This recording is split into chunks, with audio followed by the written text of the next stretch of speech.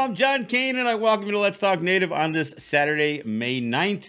While this program may not provide a path to spiritual enlightenment, we do encourage and in some cases start conversations. We kind of break the rules here for Native Radio. We don't do prayers, and we don't do buffalo speeches, and we don't do spirituality shows. We take a tough look at history, oppression, and survival.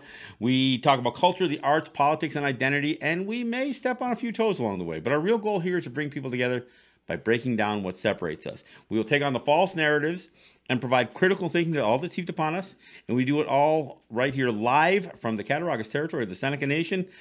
So let's talk Native. But first, let me remind people that our audio streams on our website, and there's a lot there on that website, so I encourage you to check it out. But our audio streams on our website, which is www.letstalknative.com. We stream video of the show live on Facebook via Facebook Live on our group pages and share it on a bunch of other group pages. We take the audio, we put it up on SoundCloud, which posts it up as a podcast on all of your favorite podcast platforms. We take the video, we put it up on YouTube, on our YouTube channel, which is Let's Talk Native TV. I encourage you to subscribe to our podcast and subscribe to our YouTube channel. We do a lot of other videos besides just what we do here on our shows three times a week. In fact, our latest video is up. I've mentioned it before, but it's called This is Canada. I encourage you to go to our YouTube channel and check out This is Canada. It might be eye-opening if you are among the class of people who think Canada is so nice and that might be a good place to leave to escape the United States of Trump. Yeah, you might want to check out this video. It might change your mind. So I am the show's host and producer. I'm joined here in studio by Jake Proud, who's managing our audio and our video. And again, I thank you for joining the show. I've got a couple things one topic that I want to talk about, and I've talked about identity a lot during the show and various shows, but I'm going to talk about reclaiming our identity. I want to talk about how even our people, through multiple generations, almost accepted and bought into the identity that was created for us. And I'm going to talk about that a little bit as we go forward, and how we've reclaimed it. Some of the things that have happened in the recent history that has affected that. But that's what I'm going to talk about. But first, I got a couple of things I got housekeeping, as they say, that I got to do. Yesterday was the birthday for my two granddaughters, who I've got a unique situation in my household. Both my daughters had babies on the same day, not same calendar day, but on the exact same day. So I've got two granddaughters who just turned 11 years old. They're not twins, but we call them twin cousins. So I want to wish a happy 11th birthday to Julia Rose and Rael Sky, my two oldest granddaughters. I have one other granddaughter, 9 grandchildren altogether. But I want to wish a happy birthday to my two granddaughters. Obviously, this year we're not doing the same things that we would normally do. No big party. We did drive-by for one of my granddaughters. We did one of those birthday parades, and the other one will do something in the future, I guess. So it's, again, I want to wish a happy birthday to my granddaughters. Now, the other thing I have to do is acknowledge that tomorrow, in fact, by the time I leave the studio tonight, because I usually don't get out of here till after midnight, it will, on the calendar, be considered Mother's Day. So I want to first wish my wife a happy Mother's Day, mother of my 3 children, grandmother to 9, and I want to wish my daughters, my 2 daughters, happy Mother's Day, my daughter-in-law, and you know what? I want to wish all you mothers a happy Mother's Day for tomorrow. I know there's probably not going to be the family gatherings that you have been accustomed to, for those of you who are accustomed to celebrating a happy Mother's Day. So I want to make the acknowledgement here. I've talked a lot about women on the program. We obviously we've done a couple of shows on missing and murdered Indigenous women. Look, and it's not just within our people, but there's so many examples of women who have had to raise children by themselves. One of my daughters is a single mother. Her husband, she lost her husband to cancer, a number of years ago. And that's a unique struggle. It's a unique struggle for any woman, and it's great when a single parent, a single woman, a single mother has extended family to help out. It's one of the things that culturally it's appropriate for us, but not all cultures have that, and there's a lot of disconnections that take place. But again, I want to wish a happy Mother's Day to to the mothers, to the grandmothers who actually are still maintain a role in motherhood, to their grandchildren and sometimes even their great grandchildren. So I just want to put that wish out there to everybody. All right. So let me do a little bit of COVID numbers. Yesterday, the global worldwide number of cases reached 4 million, and again, 4 million confirmed by test. Now, I want to be clear that when I say there's 4 million cases, there are significantly more than that. These are only the ones that have been determined because somebody took a test.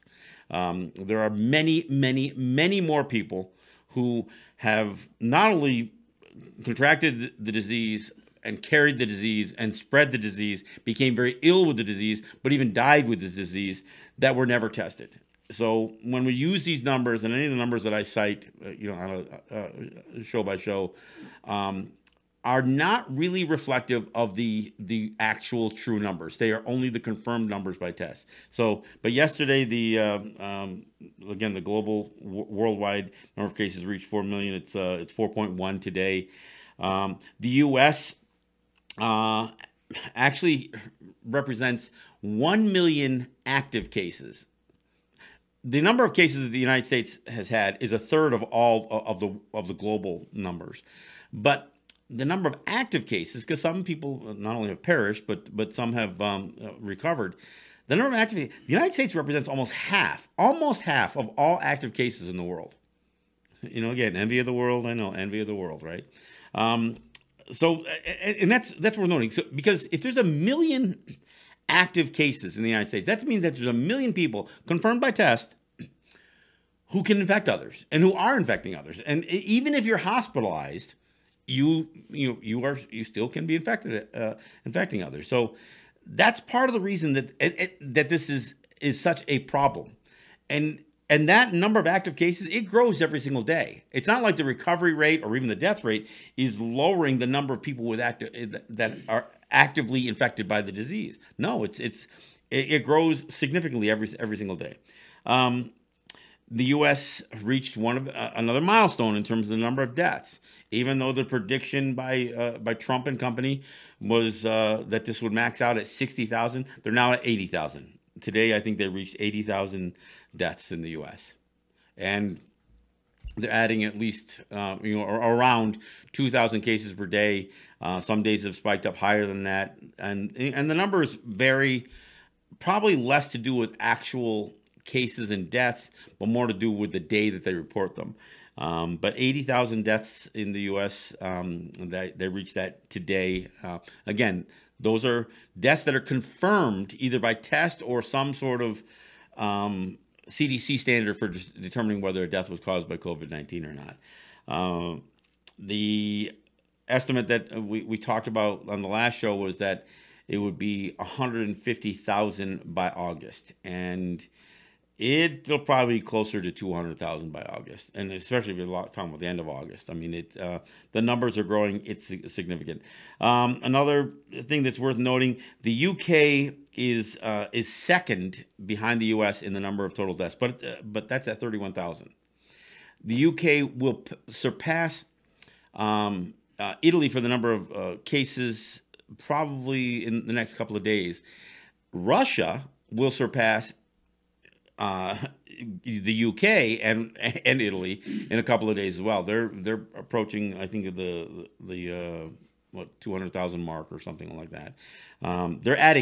Russia's adding about 10 to 11,000 people a day in the number of cases. Their death numbers are still significantly low, unbelievably low. Not believable is what I mean by unbelievably low. But their number of reported cases are averaging between 10 and 11,000 per day. Only the United States is adding more than that, and the United States is adding between 25 and 30,000 cases per day, new cases per day. So anyway, that's my COVID updates, I guess. There's a lot to talk about there. Obviously, cases showing up in the White House and that kind of stuff, but I'm not going to belabor that point. Reclaiming our identity. Now, I've talked about our identity before, and what I want to talk about this time is this sense that even our people, I mean, ourselves, in my generation, but certainly generations before this, we almost bought into somebody else identifying us. And by that, I mean Hollywood, the mascot issue. Oh, I'm wearing by the way, my racial slurs T-shirt that I got from Donna Van Boyle. Thanks, Donna. Anybody else wants to outfit me? Feel free to do so. 2X, by the way.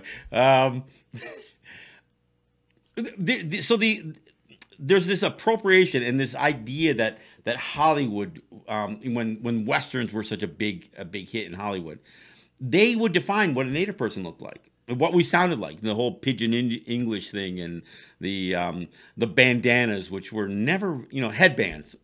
Native people, you know why headbands became such a standard for native people in Hollywood? To hold their fake wigs on. Native people didn't wear headbands. There's no culture that ever showed Native people wearing headbands. This is kind of explained in the film Real Engines, by the way. I encourage you to, if you haven't checked that film out, that's real as in REEL, engines. Check it out. It's a great film. But yeah, so they defined what we look like. And they did it so effectively that our own people, when we try to dress in traditional clothing, there's a period of time, and look, you can see this in old pictures from probably in your own family albums, even as Haudenosaunee. When the Six Nations decided that they needed to make their own declaration of war against the Axis powers, they went down to Washington. They were wearing Plains Indian headdresses. They weren't wearing Gustoas. No, nothing with antlers or the right number of feathers. Nothing. No, Plains Indian headdresses. Descahe, everybody talks about the great Descahe, but he too he'd be wearing oftentimes a Western native clothing. Why? Because that's Hollywood had defined that for us. Now, I'm not condemning that. I'm just acknowledging that as true because it did happen. Look, in New York City, they have this area in Brooklyn they used to call Little Cognawaga before we reclaimed our name and went back to Ganawage. Little Cognawaga in Brooklyn. And they had their own little social gatherings that were the native families. And again, Plains Indian headdresses. We did these Indian villages and we were carving up totem poles because that's what we thought we needed to do, right? I mean, smoking fire or poking fire or whatever it was up in Ganawage, the Indian village. We would do this for tourists. So we would dress the role. We were claiming the identity that was created for us. The names that we called ourselves. I'm Gunjagahaga, but if I tell most people that, I could explain, well, you know it as Mohawk. That's a word that's imposed upon us. Now, I'm not saying Hollywood did that, but over time, we would actually abandon our own language and our own words for identifying ourselves. Senecas, Onondawaga. I mean, now we're reclaiming some of that stuff, but we've allowed ourselves to be called, Mohawks and Senecas, and I mean, you look out west, the Sioux.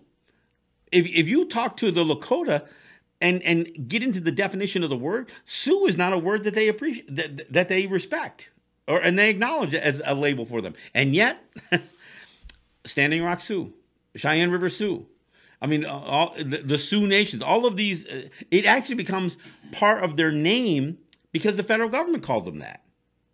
If you look, the Navajo, they prefer to be called Dene, because that's their language.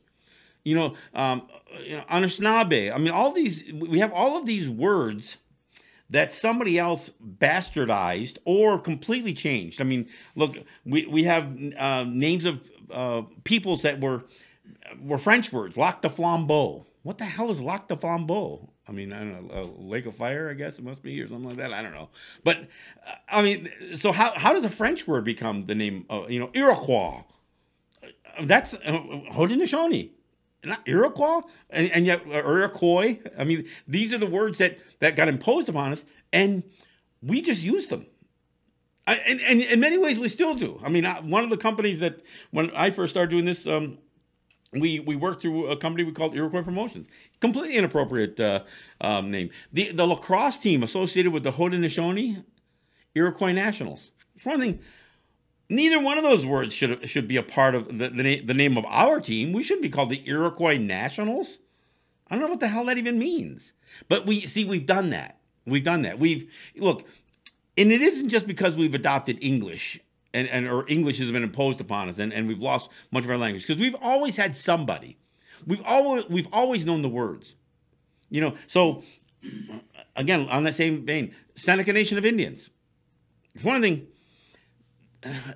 Seneca is good enough by itself, but although it should have been Onondaga, but to be called Indians, we know that was a misnomer. That was Columbus's mistake, and I see all the posts all the time that Columbus, didn't think he was in India. No, he thought he was in the Indies when he landed on the islands of the Caribbean. That's why they called him the West Indies, ultimately, because he thought he had reached the western part of the East Indies. So that's why we were called Indians. It's a mistake. It's wrong. It's categorically wrong. And so and we still have a lot of people, and some for good, or at least for practical reasons, I guess, still use the word Indians to describe us. But our word is Onwe. I use the word native as a benign way to describe native when I say native people.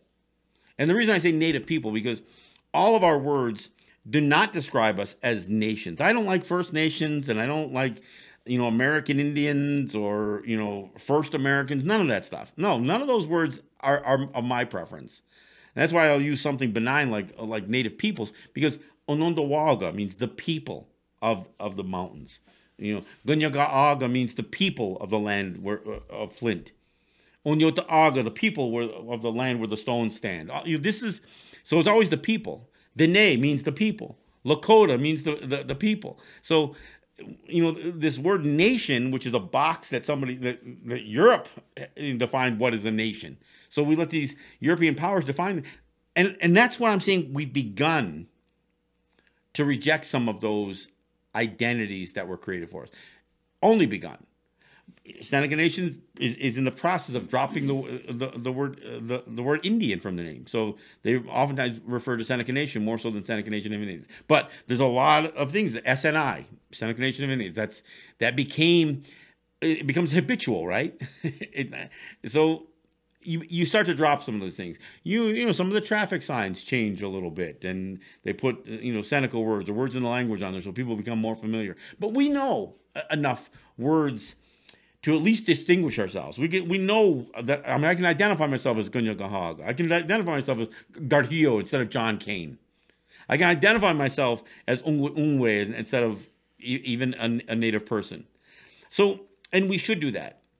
But along the way, while much of our identities were being appropriated, we too did a little bit of appropriation. And I'll get into that a little bit more later when I'm talking about words like sovereignty. But on the appropriation side, look, we got used for marketing. I'm not going to go through a whole Land O'Lakes thing, but whether you're talking about the power company calling themselves Niagara Mohawk, or all the weaponry that had native names, whether it's Tomahawk missiles or Apache helicopters or whatever, all of these. The military references to native people, the sports teams.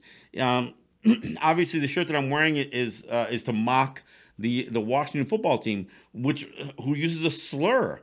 But that slur, we've pushed that issue enough to get it acknowledged that it is a racial slur, because it became such a part of the American vernacular, and there's so much language that adopts these things and continues to perpetuate them, that we become oblivious to it.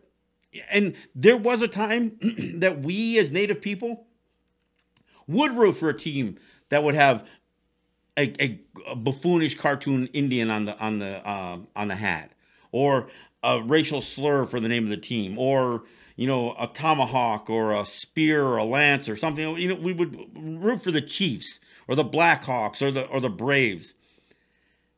But at some point, we began to enlighten ourselves a little bit, become a little bit more aware that those weren't honoring us. I mean, they were mocking us on their fields, on their fields of play, and we realize that it's taking something from us. It's not giving anything back. It isn't honoring us. And when you listen to the words of their fight songs and all that other stuff, you realize how insulting it really is. So, you know, when I hear, you know, the right wing say, "Well, they never complained about this stuff before." No, we've been complaining about this stuff for quite some time. We became enlightened about this stuff, and we'll go through some of the dates here. It's in the 70s when there was a resurgence in what was called the sovereignty movement, and the idea of Native people becoming activists. Look, we were on the fringe of the civil rights movements and that kind of stuff, but we weren't fighting for civil rights. We weren't fighting for constitutional equality. No, we were fighting for identity, a distinction. So while we could share in some of that fight, I guess, associated with civil rights, that's not what we were after. So when you go into the 70s and we're talking about things like distinction and sovereignty and not even words like statehood, but defending our territories, and that we're not a part of you. We're, this whole idea that when I suggest that I'm not an American, that I'm Gunjagahaga, that I'm Mohawk, that I'm Ungwe, that is still not the widely held view, but it's an ever increasing view held by more and more Native people. And this is part of that. This is part of that reclaiming of our identity. And look, when you look through what happened with the 70s, so whether you're talking about AIM or the resurgence of warrior societies and singing societies and all that stuff, it starts to build on asserting our rights, not rights that are granted to us, but rights that we never legally gave up. And it has to do with land rights. It has to do with developing economically. So by the time you get into the 90s, and then you realize that it culminates in some violent standoffs, like the Gunazadage Oka crisis, and then our tax battles going forward. All of a sudden, we're standing up in ways, and it starts to grow. So this idea of resistance is not just about. Now we're not talking about just about rights. Now we're talking about resistance, fighting back against outside forces trying to impose their will against us. And we're still going through that today. But it begins in the 70s, it grows through the 80s, and then with what took place in 1990 in Gunazadage and Ganawage, it explodes into, and like I said, Jake and I are going to do a video that kind of reflects back on the 90s. But it explodes, and then things change in a wholesale way. But I'll tell you, going back to the 70s, that sovereignty movement was just ours. It impacted the folks in Hawaii as well. They started taking another look at history and rejecting the history that was handed to them, that there was an annexation treaty, that the United States annexed Hawaii. And they say, well, we checked it out. That's not true. They told us that, and we believed it for several generations, or a generation or two. But now that we know, we can't not know this anymore. You can't erase this. We know the truth now. And see, that's what we've learned. As we start pushing away the imposed identity and reclaiming who we really are, we start to learn more. We start examining the language more. We still had a lot of language speakers, and we still do have a lot of language speakers. But I don't think there was the will to determine how much that language could tell us about our history. When the white folks are writing all the history, and we're using their treaties to define us, which is another huge mistake, and we're using the allowances within their law. I mean, look, we still have people talking about treaty rights. Treaties don't give you rights. If anything, they take them away. But they may acknowledge rights that they're still going to respect, but they don't give us anything. in our language, the words that we use to describe a treaty was we give away our lands. Because every treaty that was ever asked of us or were pursued with us usually had to do with a land cession. So we oftentimes were ceding lands to maintain a certain level of our identity and our distinction. And those treaties would oftentimes reflect that. Oh, the United States will never claim the land that you retain. The United States will never claim the same. We acknowledge that that land is yours until you want to give it to us or sell it to us. And they were going to continually try to get us to sell that land. But they were acknowledging that until we did that it was ours. Of course, they would also try to screw us and try to say, well, a lease is kind of like a sale. No, it's not. They're not like a sale. They're completely different. And what they would do in one part of the country to a group of native people or Ongwe, they would say, well, what we did to them applies to what we're going to do to you. That's what the whole doctrine of discovery, where they would enforce that, this becomes codified in law over the Cherokee cases, even in the midst of multiple decades of presidential administrations acknowledging that we owned our land. You have the Supreme Court of the United States saying, well, no, Native people don't really own land. Well, wait a minute. That's not what the treaties that you folks wrote said. See, that's why they started to break it all down. And until we become aware of it, we don't stand up to it. So now we teach about the doctrine of discovery and the fraud that was associated with the church and the fraud that is associated with these land sessions and these court rulings. And this all has to do with us reclaiming our identity. Because once we realize and revisit through language, and not through their documents, but through our own understanding of how we defined land and how we defined each other, how we defined what we were as a people, not as a political entity, not as a monarchy. I mean, one of the other huge steps backward that our people took was, and we still have people who refer to, well, we have a chief system. Well, Haudenosaunee never had a chief system. Well, I take it back. When we did have a chief system, it's because it was our clan system that had been obliterated through the male dominance culture of Europe. So at some point, we had errant chiefs. We had people who sat in these title positions who assumed authority that the Guyana never gave them. So they hijacked what we now refer to as the Great Law of Peace, but the Guyana they hijacked that. And they created this male-dominant governing system that was not traditional, was never part of our culture. It was something that was adopted because that's what the white people did.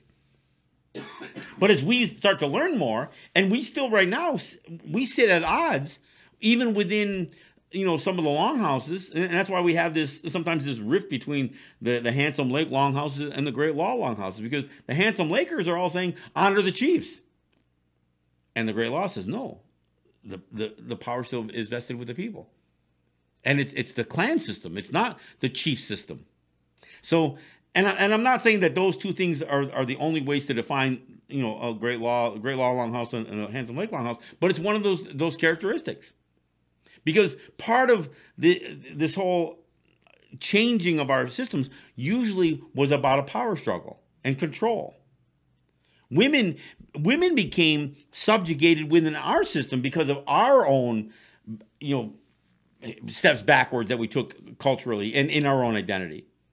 Hell, when the Seneca Nation, and I've mentioned this many times, when the Seneca Nation adopted a constitution in 1848, where leaders were elected and they moved away from the clan system and the idea of raising up chiefs and clan mothers through the traditional process. They said, no, we're going to do elections like the white people do.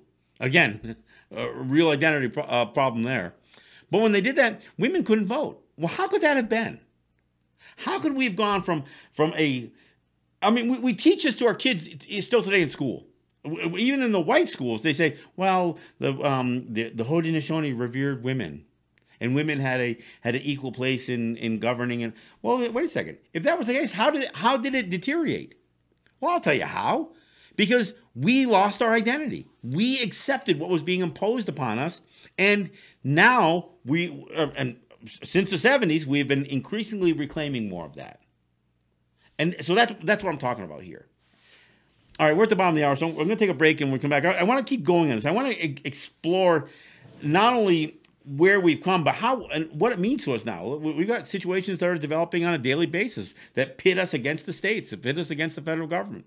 And part of reclaiming our identity is what has given us at least the courage, I guess, or the will to stand up and to assert who we really are. So we'll do that after that. This is John Kane. This is Let's Talk Native.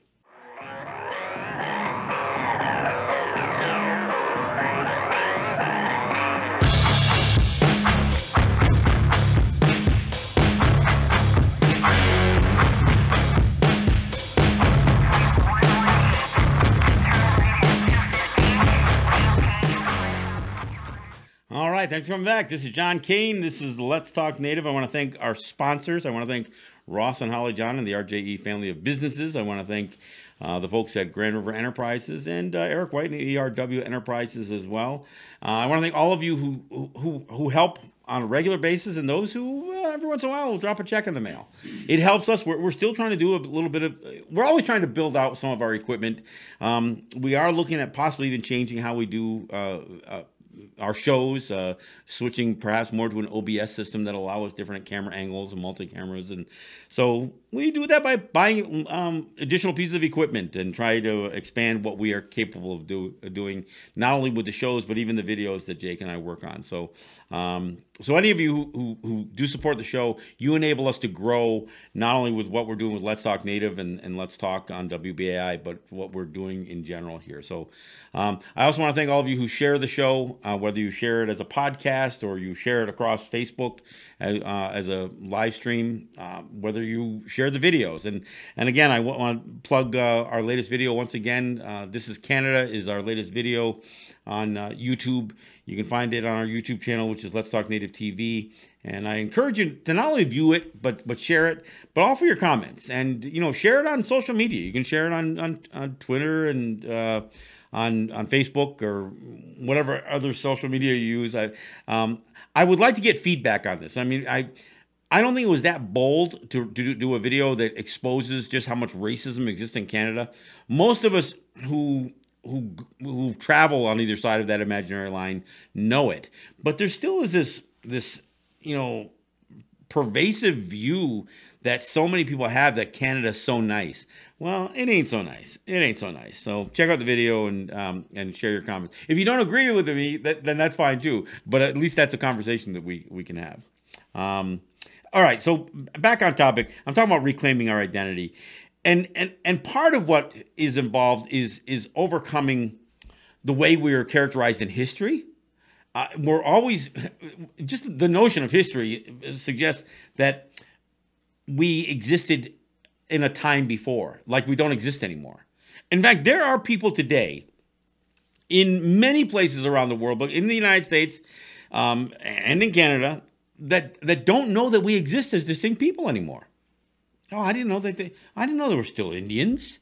I mean, you don't know how often I hear that. And yes, I know that I go to New York, and New York is a place that's got people from all over the world there. So, yeah, but it's amazing to me that we have to explain that we're still here. And part of it is the way history books have characterized us. And we are viewed, in fact, when I was in school, in high school, they taught history as periods of history. So they had, for the United States, they lead off with Indians as the first period of history, American history, because we were the only ones that were here. And that's so Indians. Then they have discovery. Then they have colonization, and then Revolutionary War. And they go through this whole. So they characterize every part of history as a period of history, and they list them like that: Indians, discovery, colonization, revolution, all that right through. But what it does is it says, okay, so we only existed in the very beginning of American history, and then we ceased to exist. We're not mentioned again. I mean, the only time they ever discuss Native people in history class, whether it's elementary school or high school, is they mention us as a people in the past. They don't talk about residential schools. They don't talk about, Lincoln's execution of 38 Dakota. They don't talk about, and they don't even talk about things like code talkers or anything like that. And maybe it's an aside mention, but it isn't, a textbook, chapter. So we're written off in the history books, but we're still here. And so we have to struggle because we aren't those people in the history books either, because we've evolved. We've moved forward. So there is an evolution of our identity. And part of that evolution had a huge, had a disaster in the middle of it. I mean, because for a big part of the last, several hundred years, we no longer defined ourselves. And even today, when people talk about the experts, the Indian experts, the experts on Indian law. Yeah, so there's the Washington law firms. Oh, yeah, we specialize in Indian law. We specialize in Indian gaming. They don't even have enough sense to drop the word Indian from their own definition. That all by itself defines something, that they're still locked into that mindset that we are this misidentified group of people. And so white people become the experts. Native territories all over the U.S. and Canada, they hire white people as the experts to explain everything from our business, how to run our businesses, how to govern, how to pass resolutions, how to interact with. We're not even the diplomats anymore. One of the things that the Haudenosaunee was known for was for statesmanship. Now we hire white men to do it for us. Those are the experts. We hire economists who are going to, explain what our economic impact is to the. We apparently we can't define that ourselves. So we end up taking a back seat to somebody else. We're actually paying white people to define us. The Seneca Nation employs people, and I'm not picking on Seneca Nation because they all do it. They employ people to write down who we are. I mean, it seems bizarre. So as many of us on the grassroots level are fighting to reclaim our identity, some of the people we're fighting are our own people. And of course, church has a lot to do with it. The relationship between native politicians and non-native politicians has a lot to do with it. Funding, where funding sources come from. The relationship with the Interior Department, the Bureau of Indian Affairs, and tribal governments. And there's another word for you. We adopt that word. That word is an insult. And you know how I know it's an insult? Listen to anybody on television when they use the word tribe, tribal, or tribalism. If they want to talk about, Congress went and got all tribal, they're not saying they got good. When they're talking about the tribal regions of Pakistan, they're not talking about the sophisticated, civilized regions of they're talking about the primitive, backwards people. So when they use words like tribe and tribal, they know, and then we're supposed to say, oh, no, but when they're talking about us, they don't mean it that way. Bullshit. That's exactly what they mean. And yet, we're going to call ourselves tribal governments. Like it's a good thing when we use it, right? If they if they were referring to any other place in the world a tribal government, it would be an insult. It would be characterized as primitive. Tribal regions, primitive regions.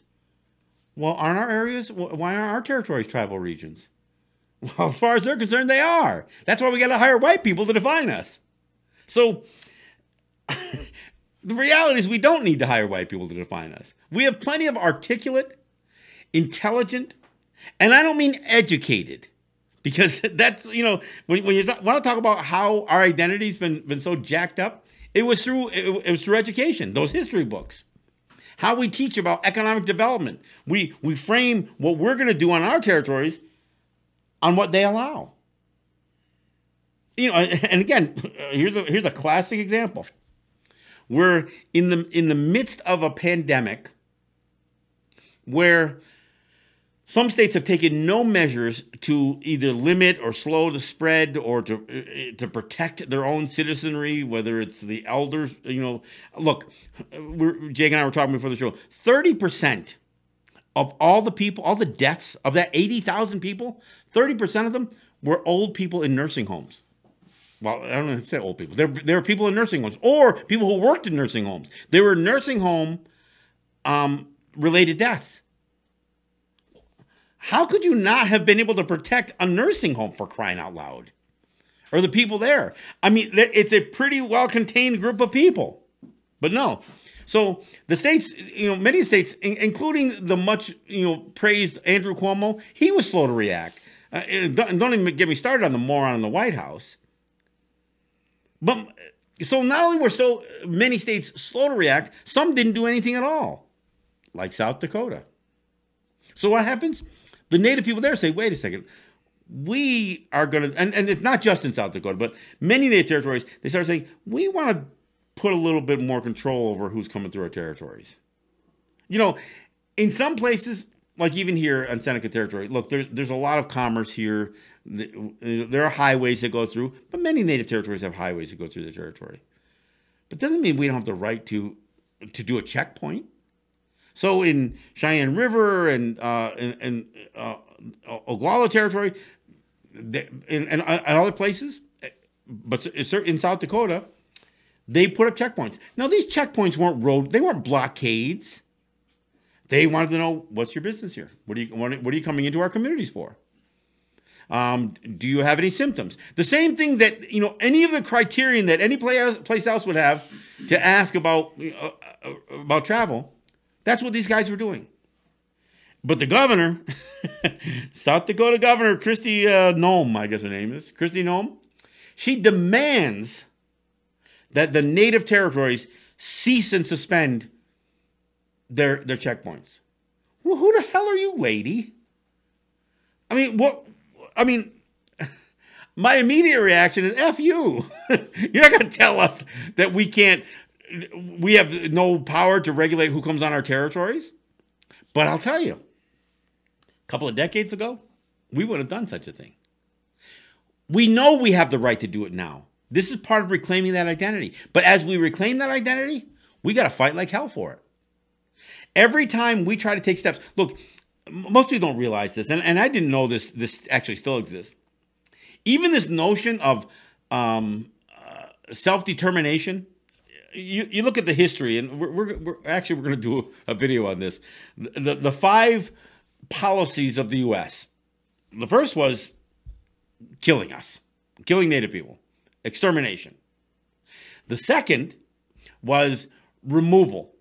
We're going to kill them, or we're going to just push them off their own lands.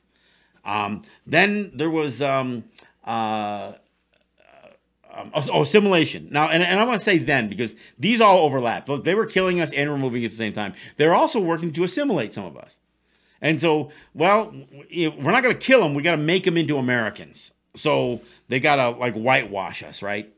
So there's, again, extermination. There was removal, assimilation. Then, once they've kind of removed us from our lands, killed a lot of us, and then kind of changed our minds, stripped away our identity, then they can say, we don't have to recognize you anymore. Not as Indians. So we're going to terminate what we call our trust responsibility to you. So there was, again, extermination, removal, assimilation, and termination. I mean, those were the 4 policies completely designed to eradicate us and eliminate us. But then there's one more that comes in. Self-determination. But self-determination isn't what it sounds like. It's not like they finally said, we recognize that you have the right to determine your own fate and determine your own identity. No, it's not quite what they meant. So self-governance, this idea of, and the federal government got real smart about it. They said, well, when we say self-determination, we mean internal self-determination. We don't mean the international definition of self-determination. Because the international definition of self-determination starts to sound like statehood. Starts to sound like independent nations. And we don't mean that. No, we mean internally they can do stuff inside their own community, but they can't assert sovereignty. And in fact, specifically, the State Department said, the National Security Agency, the NSA said, we cannot accept the notion that Native people have the right to assert sovereignty over their lands. Again, they didn't even care what we were doing to our people. if we were asserting sovereignty over our own people, and by sovereignty I mean power and control. They just didn't want us asserting our own authority over our own lands.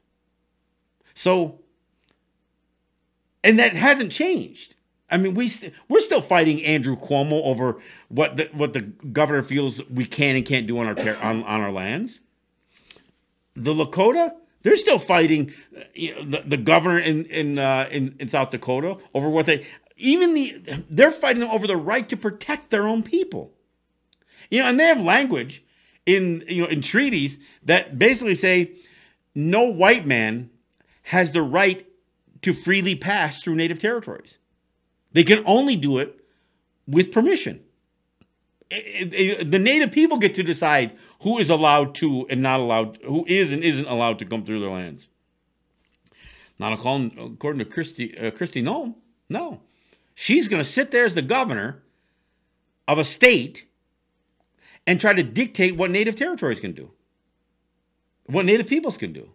And we see this all over the place. Look, we've got fights with governors in New Mexico, and we got a fight with governors in Oklahoma, in Florida, in New York. Every state that has native people in it, we're at odds with the governors and with state control. And of course, we're very much at odds with the federal governments, with the provincial governments in Canada, with the Canadian federal governments. We're fighting all the time, and a lot of that fight has to do with us asserting who we are, and no longer accepting the federal government's definition of who we are.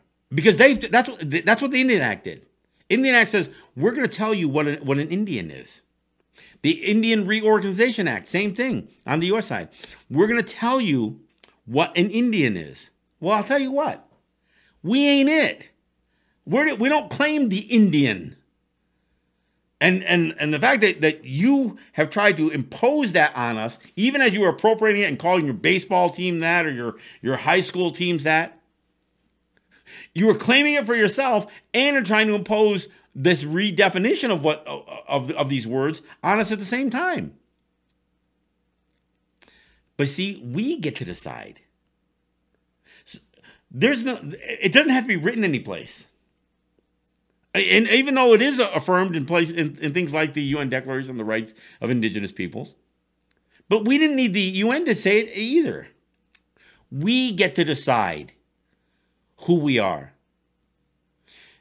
And we don't have to accept a white man's version of history that we know is bullshit, that it's rife with lies or omissions or both.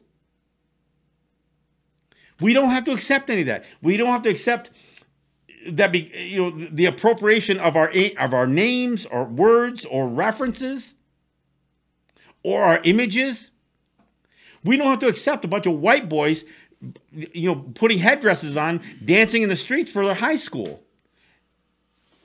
Now, we don't have to accept it. Now, I'm not saying we're stopping you from doing that, but you have to understand, when we tell you that you look like morons doing that stuff, we know that you look like an ass doing that. Why? Because you're trying to mock our culture. We know mockery when we see it. Yeah. Now, you can say, oh, we're just pretending. Well, that's kind of the definition of mockery. So, yeah, we have, and we will continue to speak out when people are doing something that we find offensive. Now, it doesn't mean that you're crushing our souls. Part of the reason we're trying to tell you that it's offensive is to educate you. We already know what you're doing is wrong. You are the ones who don't know that it's wrong. But as we go through all this stuff, we are wrestling with so much. I mean, look, the census comes in the mail right now. I don't know how many people throw it in the trash like I do. And yes, I do throw it in the trash. I've got my second notice.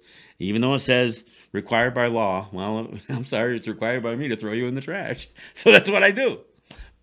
I don't vote in U.S. elections. I don't worship their churches or their gods.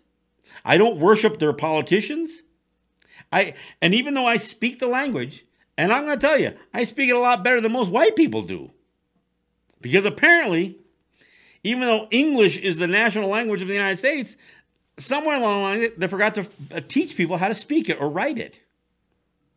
It's amazing to me how illiterate. And of course, it stands to reason. Look at the guy who sits in the White House. He's about as illiterate as as most Americans. He can only speak at about a 5th grade level, and most Americans are probably. He might be above average. Sad to say. So maybe most Americans can look up to Donald Trump's speaking ability, because most of you are probably speaking and writing at about a 3rd grade level. Yes, I speak English, and I speak it very well. And I know, because I can read in English, and I can understand my own culture and enough language, and can understand enough English to learn how to understand our language, I have a better concept for what has been done to our people from an identity standpoint. And how that identity, look, there's no question.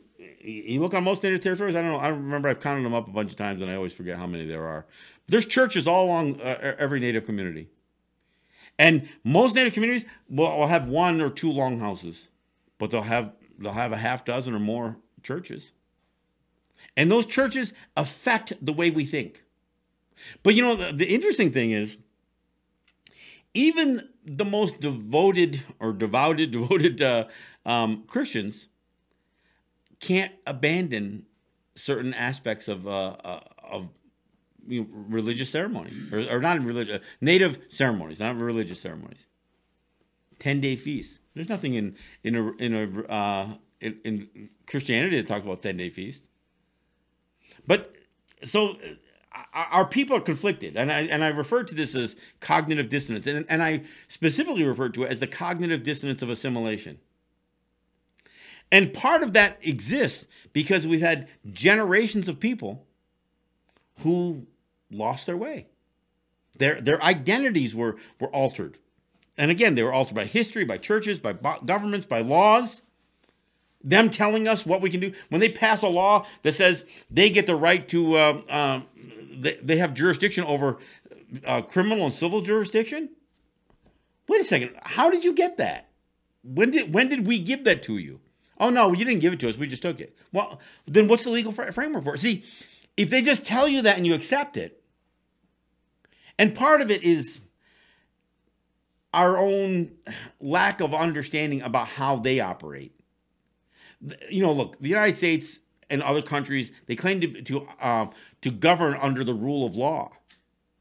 Well, I guess part of what you can do is you can find out, are they, and have they violated their own laws? And many of the battles that we have with state and federal government is fighting them. We can only fight their laws because none of their courts have any authority to deal with the issues related to people that they don't have jurisdiction over.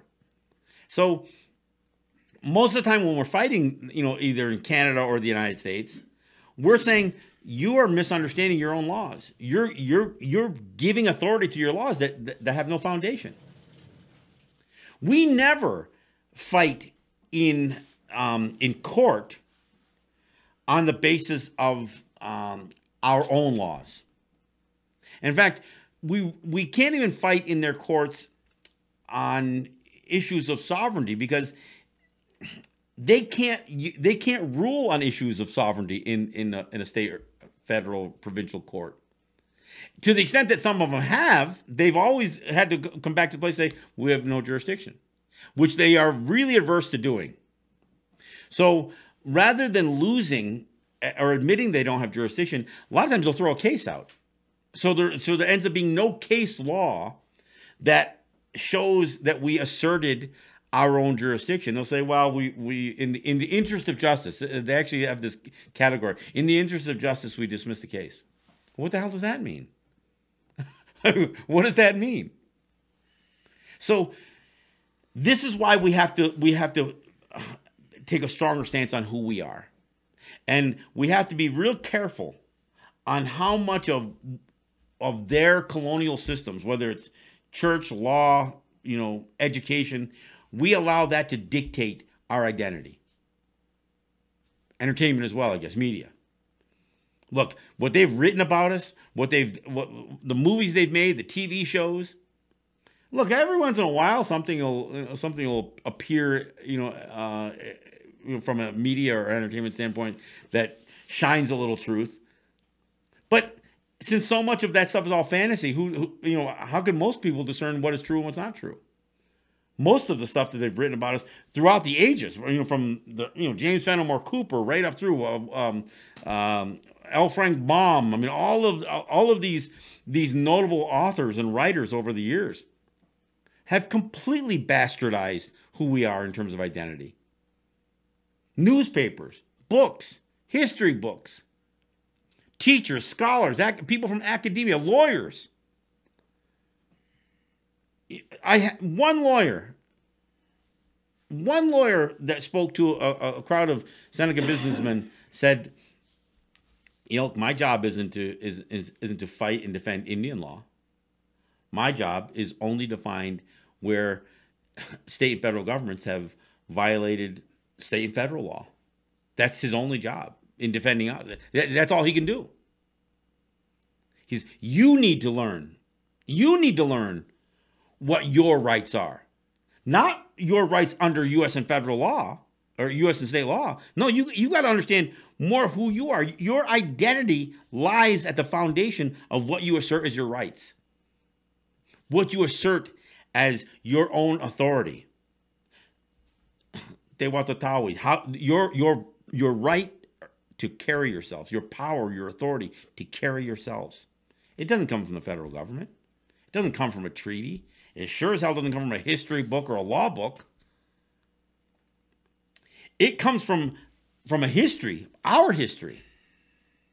And we get to determine what periods of our history did we get a little lost. I applaud the Ganaka Maoli, the Hawaiian people, who have said, look, yeah, we got duped. We had generations that wouldn't even talk about the coup, the toppling of the Hawaiian kingdom. But once they started picking away at that, once they started uncovering it and realizing what a lie, even some of their own people perpetuated that lie for a couple of generations. Once they peeled that back and they said, no, we're not going back. We're going forward. And that's what's on us. I find inspiration in what the Hawaiian people are fighting for. Look, I don't pretend to understand even how the Hawaiian kingdom as a concept becomes the foundation of Hawaiian culture, because obviously their culture goes way before, even the first, Kamehameha the first and others. But I appreciate that they're fighting to reclaim what the United States took away. Are we? Because that's, I know, and at a grassroots level, many of us are. But here's our obstacles. We fight against, against education, schools, churches, the military. Look, I see on a Haudenosaunee group page, there was a group page, Haudenosaunee group page, and somebody puts a picture of all these American flags and a casket and a horse bowing down saying, oh, isn't this a beautiful picture? I said, no, it's not a beautiful picture. What the hell is it on a Haudenosaunee page for? Why are we sucking up the United States and honoring their military? But that's it. We've got such a deep history of our people enlisting in the armed services that we don't even think about what that really means. And how much cognitive dissonance goes along with that. We need to peel some of this stuff away. Look, I'm not condemning somebody who enlisted. I'm saying that we should stop doing it going forward. That same Army, U.S. Army, the first enemies of the U.S. military were Native people. The first victims, casualties of U.S. militarism were Native people, men, women, and children. And it would continue for over 100 years until they started killing each other a little bit in Revolutionary War, or the Civil War, until they would start killing each other, going into other native territories, the Philippines, Vietnam.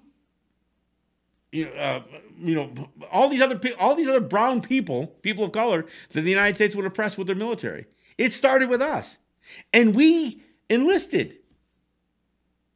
We enlisted to help this military power, not because they were ever right.